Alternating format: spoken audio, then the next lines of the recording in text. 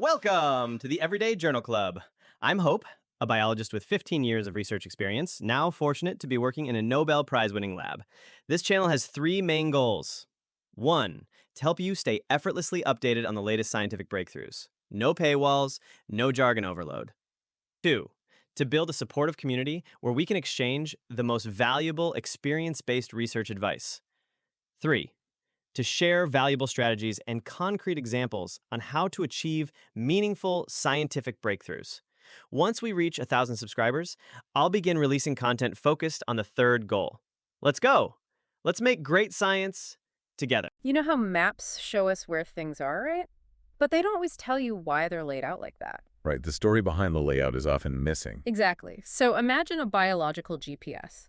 One that doesn't just show you where a gene is active in, say, a slice of tissue, but also reviews why it's switched on, or maybe why it's switched off right there in that specific spot. That's a really good analogy, yeah. Think about something like a tumor.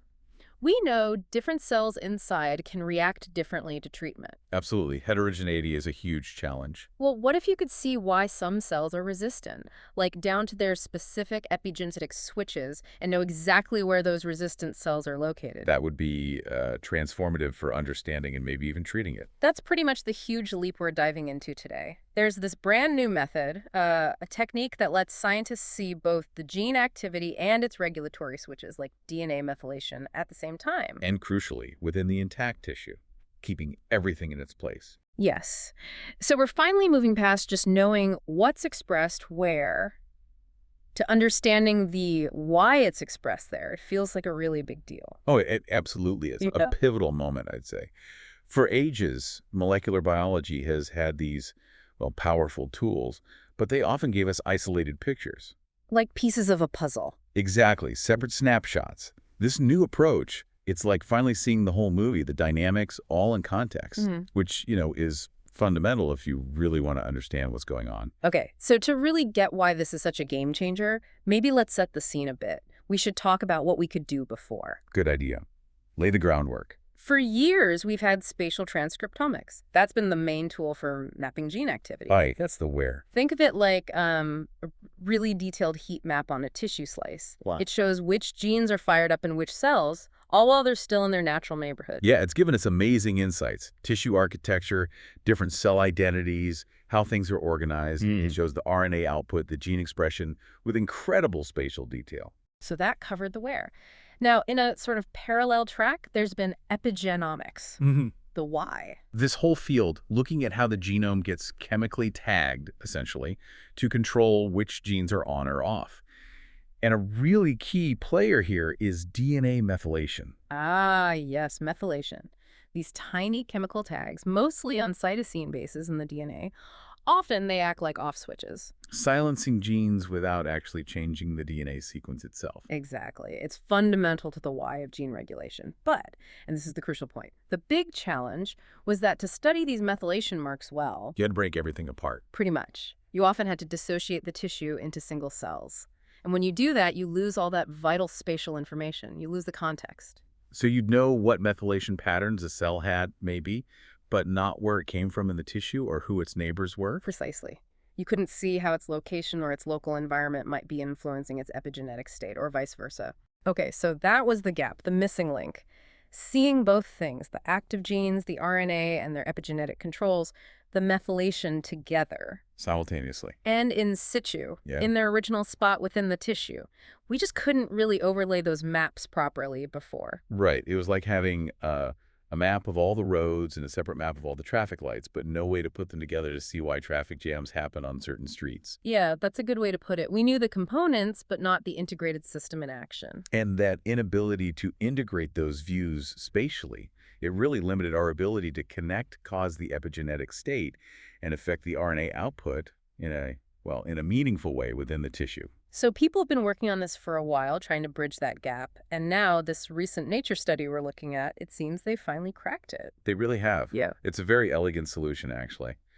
This method allows them to jointly read out the DNA methylome, those chemical tags, and the transcriptome, the active genes from the same tissue section, And crucially, while preserving all the spatial coordinates Every reading is tagged with its location. Wow, so we can now create what they're calling regulatory cartography, maps that show both gene activity and the epigenetic controls right where they happen. That's the concept, and how they did it, the co-capture part, is really ingenious. Okay, tell me about that. How do they capture both RNA and DNA methylation from the same spot?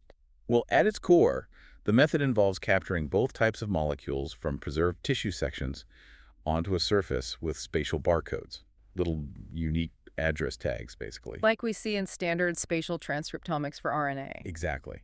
For the RNA part, they leverage those established spatial capture techniques. That keeps track of where the transcripts came from. The real cleverness was integrating the DNA methylation part. Right, because methylation is on the DNA, not the RNA. How did they get that? They adapted methylation-sensitive chemistry, specifically bisulfite conversion, which chemically changes unmethylated cytosines, but leaves methylated ones alone, and applied it to the DNA fragments after they were captured on the spatially barcoded surface. Ah, I see. So they capture the DNA, then do the chemistry that reveals the methylation pattern, all while it's still linked to that spatial barcode. Precisely. So they can read the methylated cytosines at base pair resolution and know exactly which spatial spot that DNA came from, the same spot they got the RNA from. That is really neat. So you've got RNA data and methylation data, both tagged to the same tiny locations. But then you have this huge amount of combined data. How do you make sense of it all? Yeah, that's where sophisticated computation comes in. They've developed a pipeline to harmonize everything. It integrates promoter CpG methylation. So the methylation right at the gene's start signal. Right. And also differentially methylated regions, or DMRs. These are stretches of DNA where methylation levels vary significantly between different cell types or states. Yeah. And enhancer methylation on those regions that can sort of boost gene activity. It pulls all of that together with the gene expression profiles from the exact same spot. To build this integrated picture of what they call cis-regulatory logic, what does that mean exactly?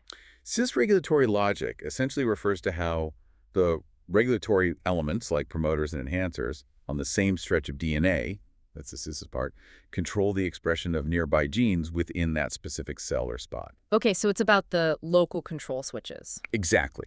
This integrated data lets us ask direct questions now. Like, okay, if we see heavy methylation on a gene's promoter in this specific spot, is that gene actually silent there? Or if we see an enhancer region with very little methylation, a hypomethylated enhancer, does that correlate with higher gene activity right in that neighborhood? Precisely. We can move beyond just correlation to making stronger inferences about cause and effect in situ. We can directly link the regulatory switch to the gene's behavior in its actual environment. That feels like a really fundamental shift, not just patterns, but potentially seeing the mechanism at work spatially resolved. It is. And the study demonstrates this power really well. They found, for instance, hidden subtypes of cells within categories we thought were well-defined, How? based purely on their unique spatial methylome signatures. It's like realizing there are distinct dialects spoken in different neighborhoods of a city you thought all spoke the same language. Because you can now hear the epigenetic accent, so to speak. A good way to put it. It also helps map out sharp boundaries in tissues where methylation patterns suddenly change, maybe defining functional zones, and it can uncover signals related to cell lineage or genomic imprinting that you just wouldn't see by looking at RNA alone. So it's adding this whole other layer of information, revealing biological structure and history that was invisible before. Definitely. This kind of integrated atlas is incredibly valuable. Think about cancer, understanding how the edges of a tumor might use different enhancer patterns, maybe explaining why some cells resist drugs. Right, the microenvironment matters. Hugely. Or in development, how methylation patterns get laid down to lock in cell fates. Or in the brain, how a neuron's specific location and neighbors shape its gene regulation.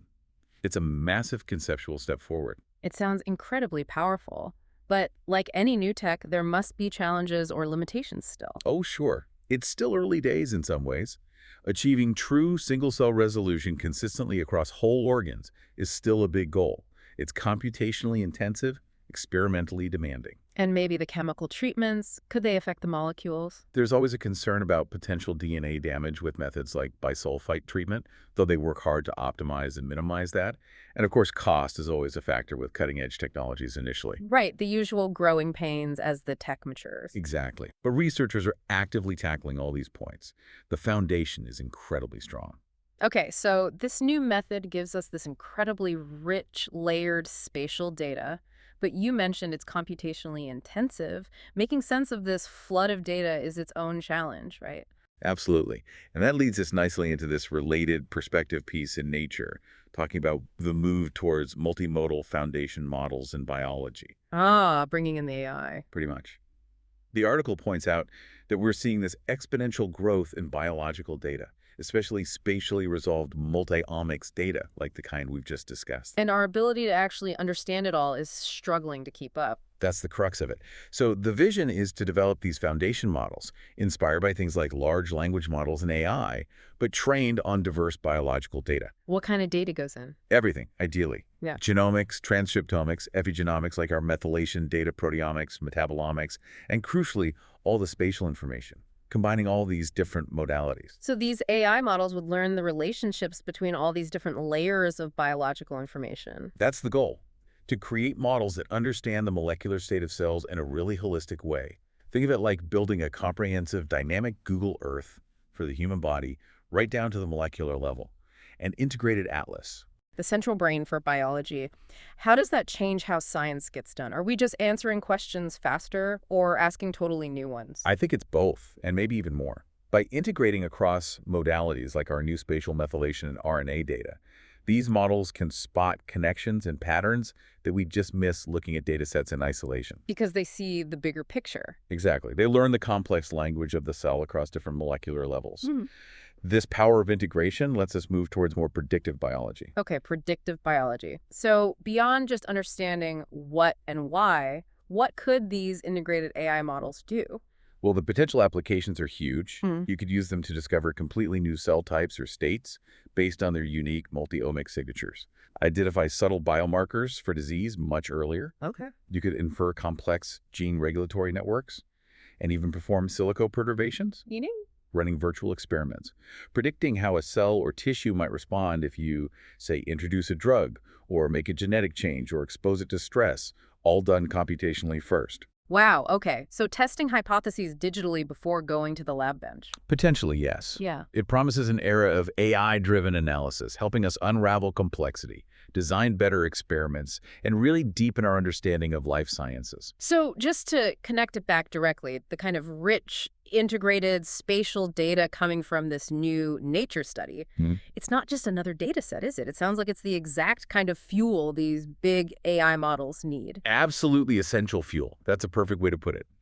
This new method provides the high-resolution, spatially linked multimodal input, linking the Y methylation to the what's RNA in space that these foundation models desperately need to learn effectively. It makes their potential output so much more meaningful. Exactly. Because this mapping technique lets us ask and answer those why questions directly within the tissue context. We can connect the regulatory code to what the cell is actually doing right there. And that ability to link regulation to function in situ, it allows us to form real, testable hypotheses about causality. Which is precisely what AI models need to learn robust biological principles, rather than just spotting correlations. So we're genuinely moving towards a future where AI doesn't just analyze data, but helps us predict, maybe even design biological interventions. That's the trajectory. Imagine understanding a tumor not just as a lump of cells, but understanding the specific regulatory programs running in different regions, and then designing therapies tailored to those specific microregions. Targeting the why and the where. You got it. And the horizon looks even broader. People are already thinking about adding more layers. Like what? Combining this with methods that map chromatin accessibility, like ATAC-seq, spatially. That tells you which parts of the genome are open for business. So adding another layer of the regulatory state. Right. Or overlaying protein imaging. Getting an even richer multimodal picture within the same tissue context. This platform really looks set to become a reference atlas builder. Kind of like how the first spatial transcriptomics methods became foundational. Exactly. But now with that critical regulatory dimension clearly visible. This really paves the way for clinical applications too, maybe changing how we look at biopsies, understand disease progression. Diagnose things, figure out why treatments sometimes stop working. All of that. The potential impact is immense. So wrapping this up, what does this all mean for you? listening right now. It feels like we're really at a turning point in biology. It does feel that way. This combination of high-res spatial data with the power of AI, it's fundamentally changing how we see life. We're moving beyond just looking at the individual parts. Towards seeing the whole dynamic, interconnected system in incredible detail. Think about the questions we can finally start to tackle, and maybe even more exciting, the completely new questions we haven't even thought of yet. Because we'll have the tools to see things we couldn't before. Gaining that power to map not just what's happening, but why it's happening, down at the molecular level in every little corner of a living tissue. It really makes you wonder, what new therapies, what completely new ways of understanding health and disease are going to emerge when we can finally watch that whole regulatory story play out right there in its natural setting?